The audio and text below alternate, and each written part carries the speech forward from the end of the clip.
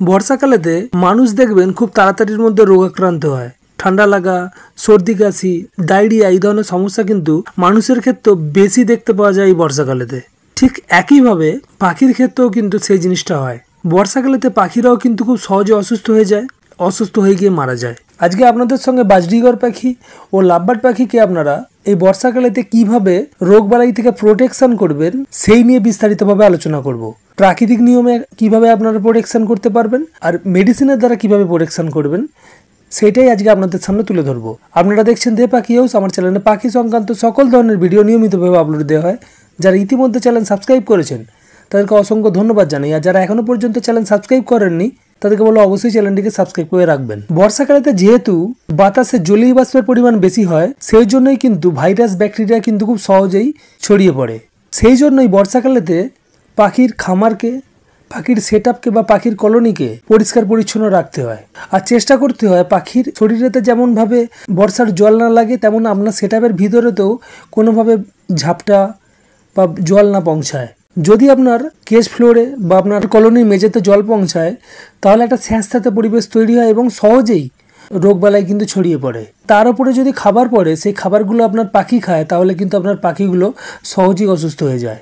তো সেই জন্য এই সময়তে পাখির খামারকে একটু আলাদাভাবে পরিষ্কার পরিচ্ছন্ন এবং যাতে পাখির খামারের ভিতরেতে বা কলোনির ভেতরেতে বা আপনার খাঁচার ভিতরেতে কোনোভাবে বৃষ্টির জল না পৌঁছায় সেই জিনিসটা কিন্তু এনশিওর করতে হয়।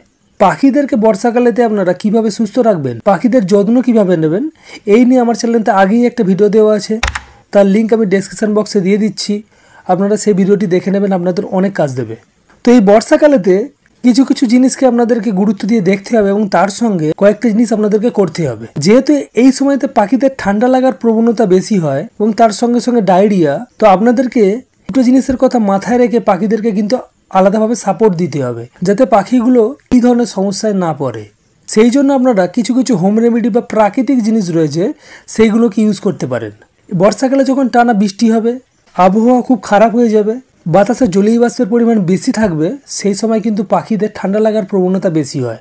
যখন টানা বৃষ্টি চলবে, এই ধরনের আবহাওয়া থাকবে, তখন অবশ্যই পাখিদেরকে আপনারা তুলসী পাতা খেতে দেবেন। তুলসী পাতা পাখিদের ইমিউনো সিস্টেমকে স্ট্রং করে এবং তার সঙ্গে পাখিদের ঠান্ডা লাগার প্রবণতাকে অনেকটা কমিয়ে দেয়, পাখিদের শরীরকে ইন্টারনালি হিট করে দেয়।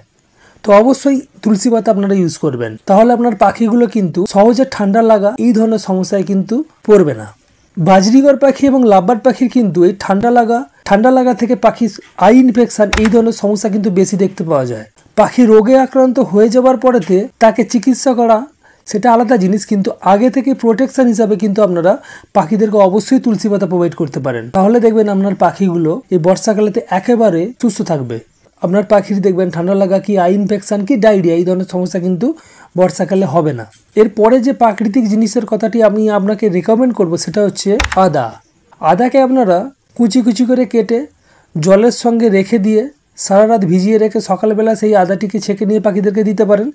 তার থেকেও ভালো হবে যদি আপনারা 1 ইঞ্চি মতো আদা নেবেন, 500 ml জলেতে ভালো করে সেই আদাটিকে ফুটিয়ে পাখিদেরকে যদি আপনারা ঠান্ডা করে প্রোভাইড করেন বা কুসুম গরম অবস্থায় পাখিদেরকে প্রোভাইড করেন তাহলে কিন্তু পাখিদের ঠান্ডা লাগার প্রবণতা কমে যাবে এবং পাখিদের ডাইজেশন সিস্টেম কিন্তু ঠিক থাকে। ডাইজেশন জনিত কোনো সমস্যা কিন্তু সহজ হবে না। তার সঙ্গে সঙ্গে পাখিদের ঠান্ডা লাগার প্রবণতাও কিন্তু অনেকটা কমে যাবে। তো অবশ্যই আপনারা এই আদাকেও এই সময় ইউজ করবেন। এরপরে যে প্রাকৃতিক জিনিসের কথাটি আপনাদেরকে আমি বলবো সেটা হচ্ছে রসুন। রসুন আপনারা পাখিদেরকে অবশ্যই এই সময় ব্যবহার করবেন। রসুনকে কোনোভাবেই আপনারা কাঁচা দেবেন না, আদাকেও আপনারা কোনোভাবে ডাইরেক্ট র বা কাঁচা দেবেন না, প্রসেস করে তবেই দেবেন এবং ছেঁকে নিয়ে দেবেন। তো রসুনকেও আপনারা 4-5 কোয়া মতো রসুন নেবেন, ভালো করে কুচি কুচি করে কেটে 1 লিটার জলের সঙ্গে সেটাকে দিয়ে সারা রাত রেখে দেবেন এবং সকালবেলায় সেই জলটিকে একেবারে ছেঁকে নিয়ে পাখিদেরকে ওই জলটিকে প্রোভাইড করবেন। তাহলে দেখবেন আপনার পাখিগুলো ঠান্ডা লাগার সমস্যা থেকে অনেকটা দূরে থাকবে। রসুন পাখিদেরকে খাওয়ালে মানে রসুন মিশ্রিত জল পাখিদেরকে যদি দেওয়া হয় তাহলে পাখিদের ইমিউনো সিস্টেম ঠিক থাকে, পাখিদের শরীর হিট হয়। সেই জন্যই ঠান্ডা লাগার সমস্যা কিন্তু পাখিদের কিন্তু সহজে হবে না। তো অবশ্যই আপনারা এই 3টে জিনিস ইউজ করবেন, দেখবেন খুব ভালো একটা ফলাফল পাবেন। এবার আপনারা যদি মেডিসিন ইউজ করতে চান তাহলে আপনারা যেটা করতে পারেন, টানা যখন বৃষ্টি চলবে সেই সময় পাখিদেরকে আপনারা টেট্রাসাইক্লিন গ্রুপের যে কোনো ভিএড একটা পাউডার পাওয়া যায় ভেটেরিনারি দোকানে, সেই পাউডারটিকে নিয়ে আসবেন, নিয়ে এসে পাখিদেরকে একটা কোর্স করিয়ে নেবেন। টানা 5 দিন দেবেন, 1 গ্রাম 1 লিটার জলের সঙ্গে মিশিয়ে পাখিদেরকে প্রোভাইড করবেন। এটা হচ্ছে খুব লো পাওয়ারের একটা অ্যান্টিবায়োটিক। পাখিদেরকে দিলে পাখিদের ঠান্ডা লাগার সমস্যা কিন্তু হবে না। এই টেট্রাসাইক্লিন পাউডার 5 দিন দেওয়ার পরে আপনারা অবশ্যই প্রোবায়োটিক ইউজ করবেন। আপনারা বিভিল্যাক কি গাটওয়েল প্রোবায়োটিক ইউজ করবেন। আর যারা বাংলাদেশ থেকে দেখছেন তারা প্রোবায়োজয়েম নামে একটা প্রোবায়োটিক পাওয়া যায়, সেই প্রোবায়োটিকটি ইউজ করবেন। এটাও আপনারা 1 গ্রাম 1 লিটার জলে মিশিয়ে পাখিদেরকে প্রোভাইড করবেন। পাখিদের কিন্তু কোনো ধরনের সমস্যা কিন্তু হবে না।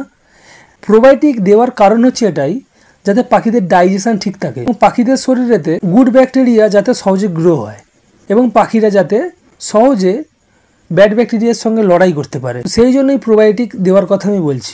যদি আপনারা টেট্রাসাইক্লিন পাউডারের কোর্সটা নাও করান, অবশ্যই কিন্তু পাখিদেরকে সপ্তাহে 1 দিন কি 2 দিন করে প্রোবায়োটিক দিতে থাকবেন। তাহলে কিন্তু পাখিরা অনেকটা স্ট্রং থাকে এবং রোগবালাইয়ের সঙ্গে সহজে লড়াই করতে পারে। যদি এই দুটো মেডিসিন আপনারা ইউজ না করতে চান, তাহলে আপনারা হোমিওপ্যাথি ঔষধ ব্যবহার করতে পারেন। আপনার রাস্টাক্স 30 বলে একটা ওষুধ পাওয়া যায়, ওই হোমিওপ্যাথি ওষুধ দিয়ে কালেক্ট করবেন, করে পাখিদেরকে প্রোভাইড করবেন।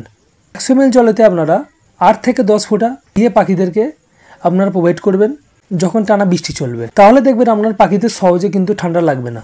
বাকিদের যদি ঠান্ডা লেগেও যায় সেটা কিন্তু ঠিক হয়ে যাবে। আপনার রাস্টাক্স 30 কিন্তু অবশ্যই আপনারা রেখে দিতে পারেন, খুব কার্যকরী একটা ওষুধ। পাখির আই ইনফেকশনের চিকিৎসার সময় কিন্তু রাস্টাক্স 30 পাখিদেরকে খেতে দেওয়া হয়।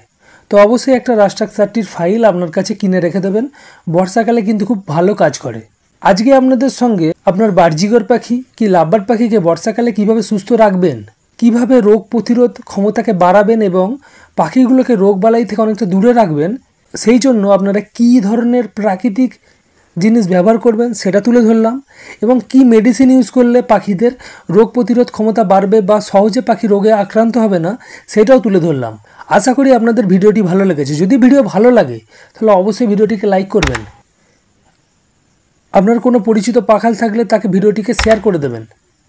চ্যানেলে যদি নতুন হন অবশ্যই চ্যানেলটিকে সাবস্ক্রাইব করে রাখবেন, পাশে থাকবেন। আজকের মতো বিদায় নিচ্ছি। পরবর্তী কোনো একটি দিনে নতুন কোনো টপিক নিয়ে অবশ্যই দেখা হচ্ছে। ধন্যবাদ।